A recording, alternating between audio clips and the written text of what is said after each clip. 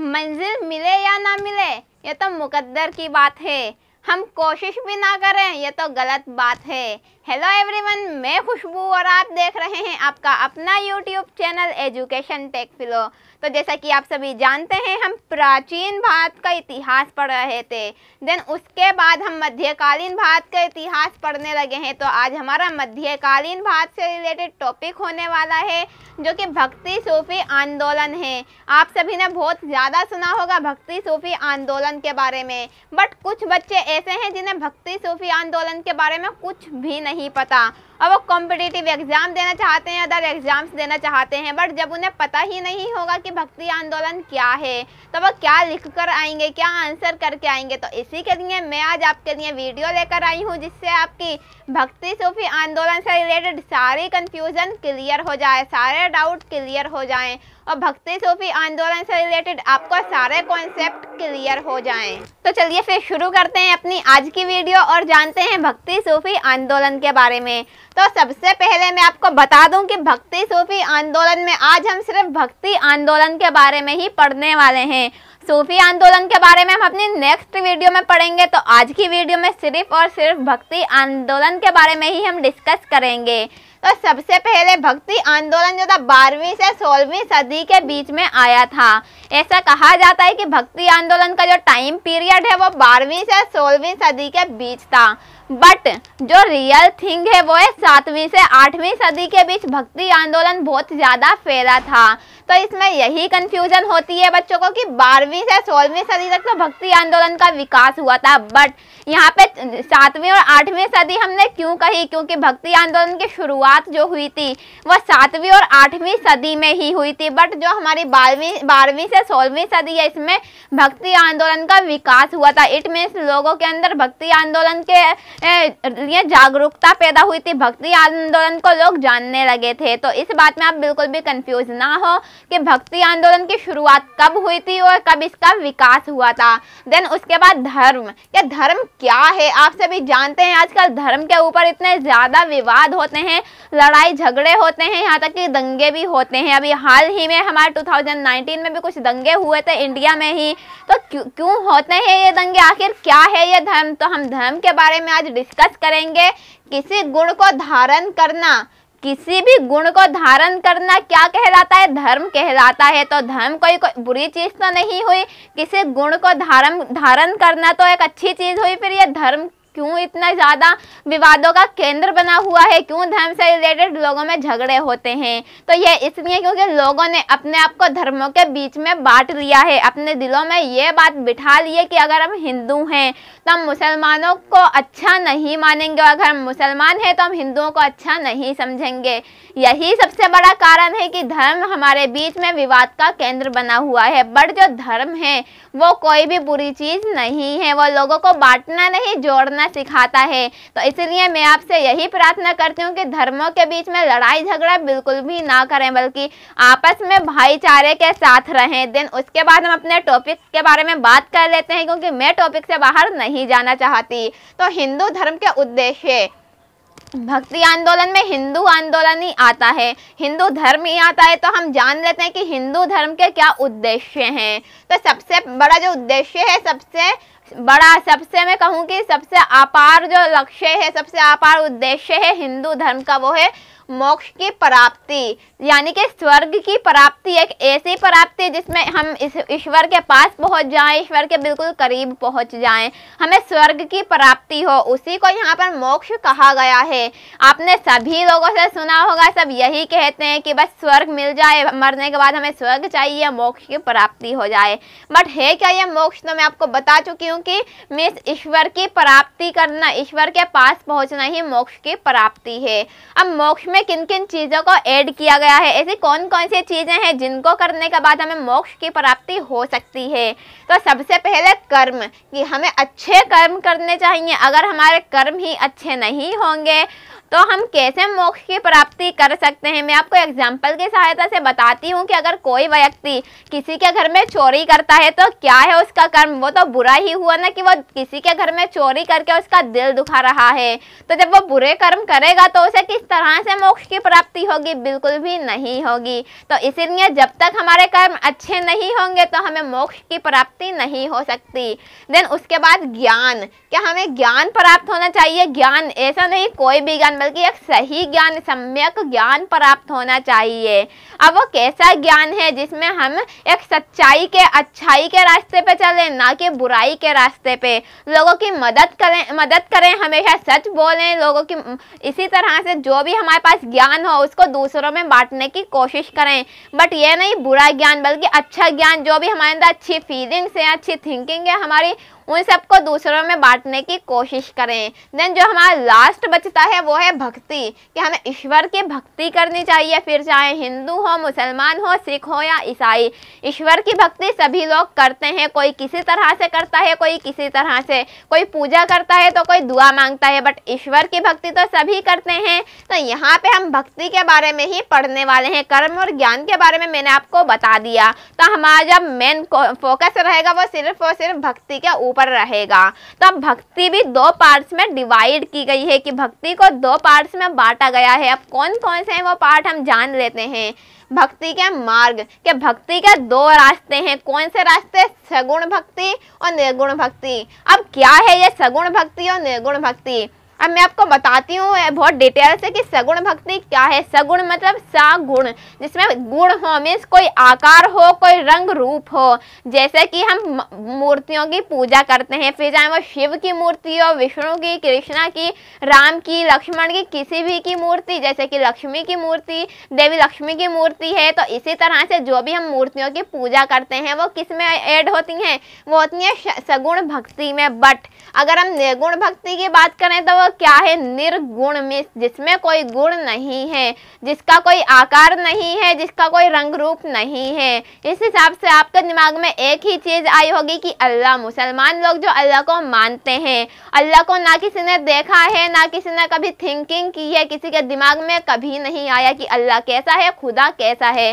सिर्फ वो अल्लाह की इबादत करते हैं, अल्लाह को मानते हैं। अल्लाह का ना कोई रंग रूप है, ना ही कुछ आकार है। तो इसीलिए निर्गुण भक्ति आपको बहुत अच्छे से समझ आया होगा दोनों में डिफरेंस, की सगुण भक्ति और निर्गुण भक्ति क्या है। तो अब हम आगे जान लेते हैं। सगुण भक्ति को भी दो पार्ट्स में डिवाइड किया गया है, रामाश्रामी और कृष्णाश्रामी। रामाश्रामी का जो हमारे कवि माने जाते हैं, मीन्स जो व्यक्ति हैं जिन्होंने रामाश्रामी को ज़्यादा बल दिया है, वो है रामानंद एंड तुलसीदास। इन दोनों का नाम आपने सुना होगा। रामानंद का तो मैं कह नहीं सकती, बट तुलसीदास का आपने बहुत ज़्यादा सुना होगा। देन उसके बाद कृष्णाश्रामी। कृष्णाश्रामी में 3 लोगों को डिवाइड किया गया है, इसके अलावा और भी हैं। हम सिर्फ यहाँ पे मेन लोगों के बारे में ही डिस्कस करेंगे। तो चैतन्य महाप्रभु, मीराबाई एंड सूरदास, इन तीनों ने कृष्णाश्रामी को ज़्यादा बल दिया है। और मीराबाई को तो ऐसा कहा जाता है कि विष्णु भगवान को इन्होंने अपना पति माना था। तो ये आप बहुत अच्छे से ध्यान रखिएगा, क्योंकि एग्जाम में अक्सर ये क्वेश्चन पूछ लिया जाता है कि ऐसी कौन सी महिला थी जिन्होंने विष्णु भगवान को अपना पति माना था, तो वो थी मीराबाई। देन उसके बाद अगर हम बात करें निर्गुण भक्ति की, कि निर्गुण भक्ति को किसने सबसे ज़्यादा बल दिया है, तो उसमें आते हैं कबीर, नानक एंड रैदास। ये तीनों व्यक्ति हैं जिन्होंने निर्गुण भक्ति को बहुत ही ज़्यादा बल दिया है। आपने हमेशा पढ़े होंगे कबीर के दोहे, कबीर की साखियाँ, उसमें हमेशा अल्लाह भगवान को एक माना गया है, एक ईश्वरवाद को इसमें बल दिया गया है। एंड गुरु नानक भी आप जानते हैं गुरु नानक के बारे में, जैसे कि पंजाबी लोग हैं गुरु नानक की पूजा करते हैं, तो उन्होंने भी किसी भी भगवान को, किसी भी मूर्ति को ऐसे प्रार्थना करने के लिए नहीं कहा है। एंड रैदास जी जो है इन्होंने भी ऐसा ही कुछ कहा है। देन उसके बाद भक्ति आंदोलन से रिलेटेड हम और बातें जान लेते हैं। भक्ति आंदोलन की शुरुआत दक्षिण भारत में 8वीं सदी में शंकराचार्य ने की थी। तो 8वीं सदी में भक्ति आंदोलन की शुरुआत हुई थी, जैसे कि मैंने आपको स्टार्टिंग में भी बताया था और अब दोबारा से बता रही हूँ कि 8वीं सदी में शंकराचार्य एक व्यक्ति हुए हैं, तो उन्होंने भक्ति आंदोलन की शुरुआत की थी। कहाँ की थी? दक्षिण भारत में की थी। अब दक्षिण भारत कहाँ है आपको बहुत बहुत अच्छे से पता होगा, महाराष्ट्र ये सब जो जगह पड़ती हैं, केरल, तमिलनाडु, आंध्र, तो यह सब जगह हमारी जो है वो दक्षिण भारत में स्थित हैं। तो यहाँ से ही भक्ति आंदोलन की शुरुआत हुई थी एंड इसका विस्तार अलवार और नयानार संतों ने किया। अब अलवार और नयानार संत कौन है, यह भी हम बहुत डिटेल से डिस्कस करेंगे। अलवार में सब वार से समझ सकते हैं, वार क्या होता है, हथियार। हथियार किसका था, विष्णु भगवान का था। नयनार, नयनार, नयन, नयन किसके कहा जाता है, शिव के। तो शिव, जो शिव भगवान के भक्त थे, जो शिव को मानते थे, वो थे लोग नयनार, एंड जो विष्णु भगवान के भक्त थे वो थे अलवार। तो आई होप कि आपको यह कॉन्सेप्ट भी क्लियर हो गया होगा कि अलवार लोग तो विष्णु भगवान के भक्त थे और जो नयनार थे वो शिव भगवान के भक्त थे। तो इसमें आपको कोई भी कंफ्यूजन नहीं होनी चाहिए, क्योंकि बच्चे इसी चीज में बहुत ज्यादा कंफ्यूज हो जाते हैं।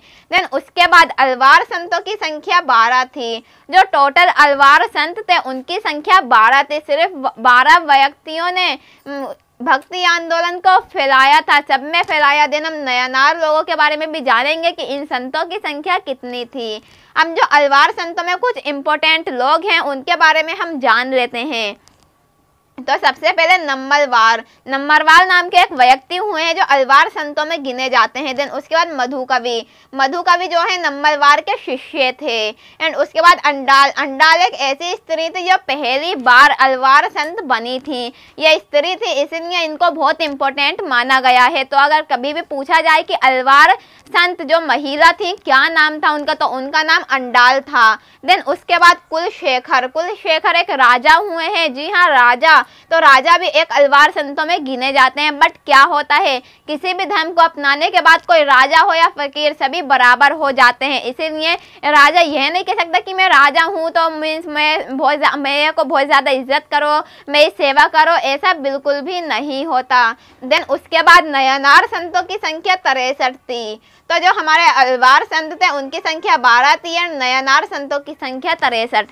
तो आपको ये संख्या भी याद रखनी है, क्योंकि एग्जाम में यह क्वेश्चन भी पूछ लिया जाता है कि जब भक्ति आंदोलन की शुरुआत हुई थी उस वक्त अलवार और नयनार संतों की संख्या कितनी थी। देन हम कुछ और इम्पोर्टेंट नयनार संत जान लेते हैं। जिस तरह से हमने अलवार संत पढ़े थे उसी तरह से तिरुनाम्भूकरण और तिरुज्ञान सुंदर मूर्ति, इन तीनों चीज़ों को नयनार संतों में ऐड किया गया है। तो आई होप कि आपको यह पोर्शन बिल्कुल समझ आ गया होगा। देन अब हम आगे जान लेते हैं। कुछ यहाँ पे प्रवर्तक लिखा आपको दिखाई दे रहा होगा। देन उसके बाद मत। अब क्या है ये प्रवर्तक मीन्स संत। कुछ ऐसे लोग हुए हैं, कुछ ऐसे संत हुए हैं जिन्होंने अपने विचारों को प्रकट किया है, अपने मत प्रकट किए हैं यहाँ पे। अब हम उन्हीं मतों के बारे में जानेंगे कि उन्होंने क्या कहा है।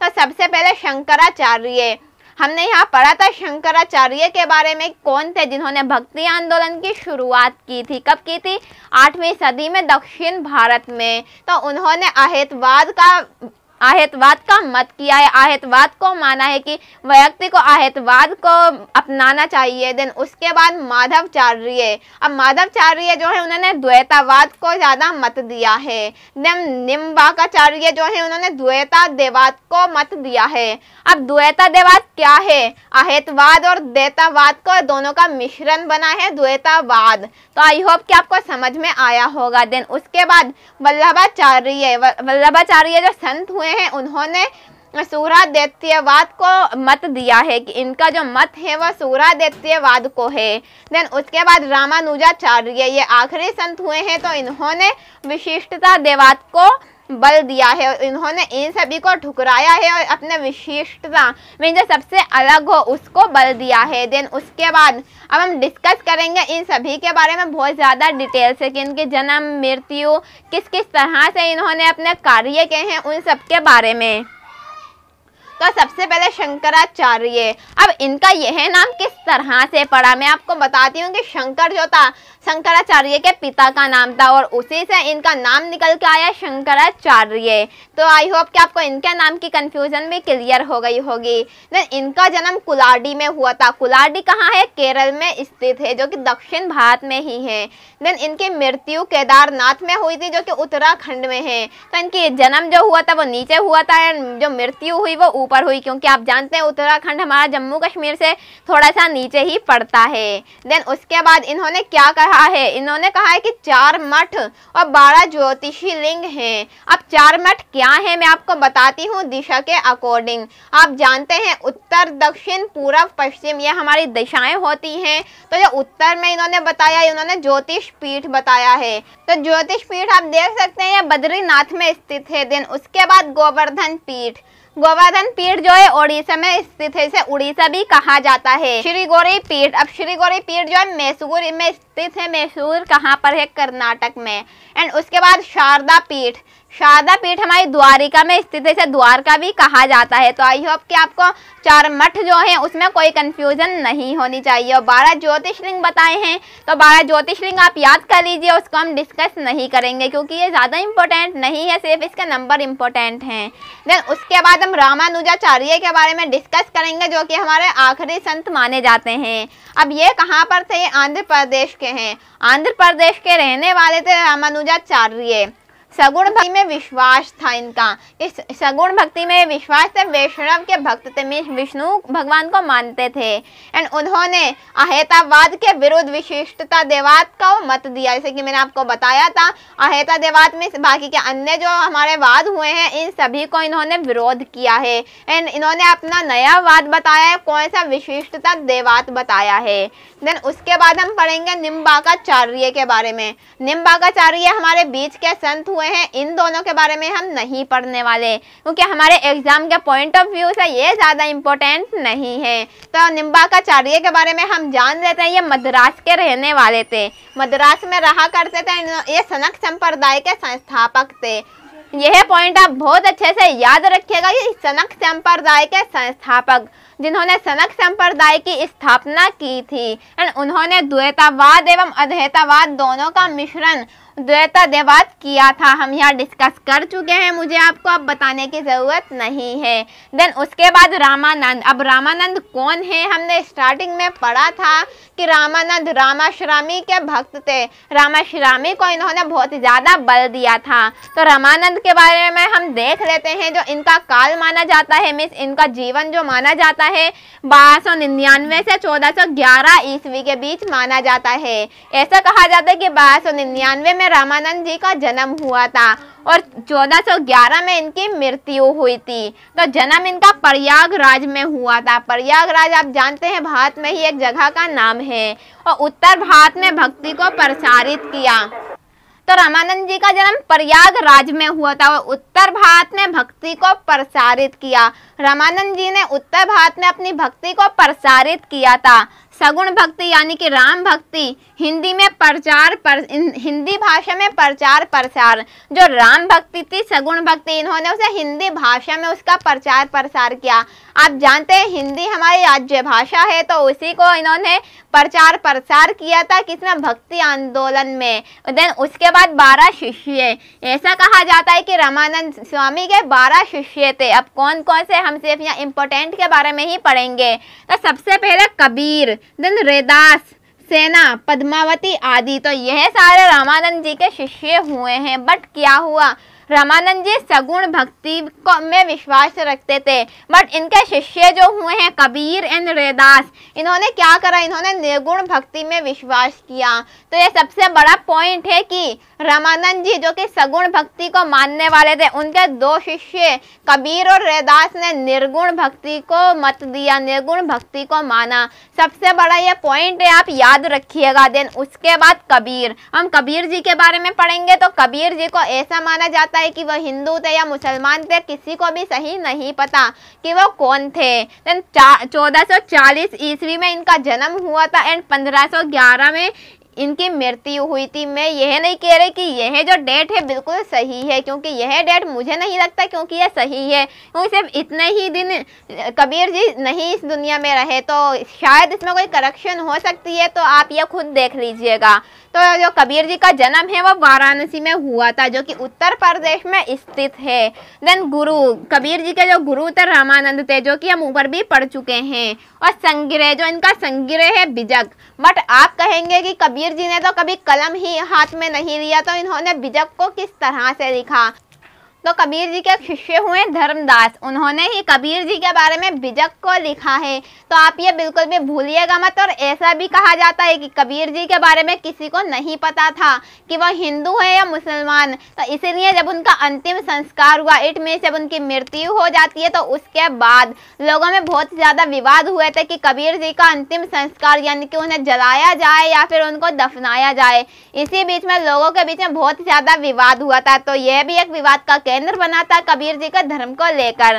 देन उसके बाद निर्गुण भक्ति, हिंदू मुसलमान समन्वय। कबीर जी ने हिंदू और मुसलमान दोनों भक्तियों का समन्वय किया है। इट मीन्स वो हिंदुओं के बारे में भी बताते थे, मुसलमानों के बारे में भी। उन्होंने एक ईश्वरवाद को ज़्यादा बल दिया कि एक ईश्वर है, राम और रहीम एक ही हैं, दोनों में कोई भी डिफरेंस नहीं है। और मुझे इतना ज़्यादा बताने की ज़रूरत नहीं है क्योंकि आपने कबीर जी के दोहे, उनकी बहुत सारी बातें सुनी होंगी और पढ़ी भी होंगी, तो आप समझ ही गए होंगे।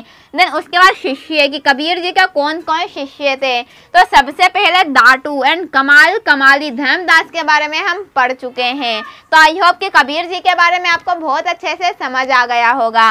देन उसके बाद गुरु नानक को आप बहुत अच्छे से जानते होंगे। पंजाबी लोग गुरु नानक को मानते हैं। तो गुरु नानक का जन्म 1459 ईस्वी में हुआ था। देन 1538 ईस्वी में उनकी मृत्यु हुई थी। उनका जन्म गुरु नानक का जन्म तलवंडी में हुआ था। तलवंडी कहाँ स्थित है? तलवंडी इस वक्त पाकिस्तान में स्थित है, जिसे अब किस नाम से जाना जाता है? ननकाना साहिब नाम से जाना जाता है। तो पाकिस्तान में है ननकाना साहिब। तो गुरु नानक का जन्म पाकिस्तान में ही हुआ था। एंड इनकी मृत्यु हुई करतारपुर, जो कि कहाँ स्थित है? कोट दीजी में स्थित है। देन उसके बाद सिख धर्म की स्थापना। तो यह तो आप जानते ही हैं कि गुरु नानक ने सिख धर्म की स्थापना की थी। उन्होंने क्या क्या उपदेश दिए हैं, यह सब भी आपने बहुत ज़्यादा सुने होंगे। एंड उसके बाद चैतन्य महाप्रभु। अब चैतन्य महाप्रभु के बारे में भी हम एक बार डिस्कस कर लेते हैं, देन हमारे यह पार्ट बिल्कुल कंप्लीट हो जाएगा। तो चैतन्य महाप्रभु 1486 ईस्वी में उनका जन्म हुआ था। एंड 1535 ईस्वी में इनकी मृत्यु हुई।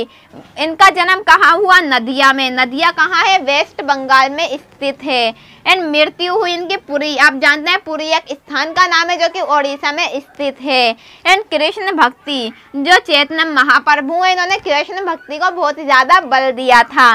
एंड कीर्तन भक्ति का मार्ग बताया। आप जानते हैं कीर्तन होता है, तो आप भी करते होंगे, मुझे ये तो नहीं पता आप करते हैं या नहीं करते, बट कीर्तन के बारे में आपको बहुत अच्छे से पता होगा। इन्होंने कीर्तन भक्ति को जन्म दिया था और सगुण भक्ति को यह भी मानते थे। एंड वृंदावन मथुरा की यात्रा, जो चैतन्य महाप्रभु थे, इन्होंने वृंदावन और मथुरा की यात्रा की थी। एंड कृष्ण भक्ति उपदेश, कृष्ण भक्ति के बारे में इन्होंने बहुत सारे उपदेश दिए हैं। तो आई होप आपको यह पार्ट बिल्कुल क्लियर हो गया हो। अब हमारे मीराबाई और बाकी के कुछ और पॉइंट्स बचे हैं जो कि हम अपनी नेक्स्ट वीडियो में कवर करेंगे, तो उस वीडियो को भी देखना बिल्कुल भी ना भूलें।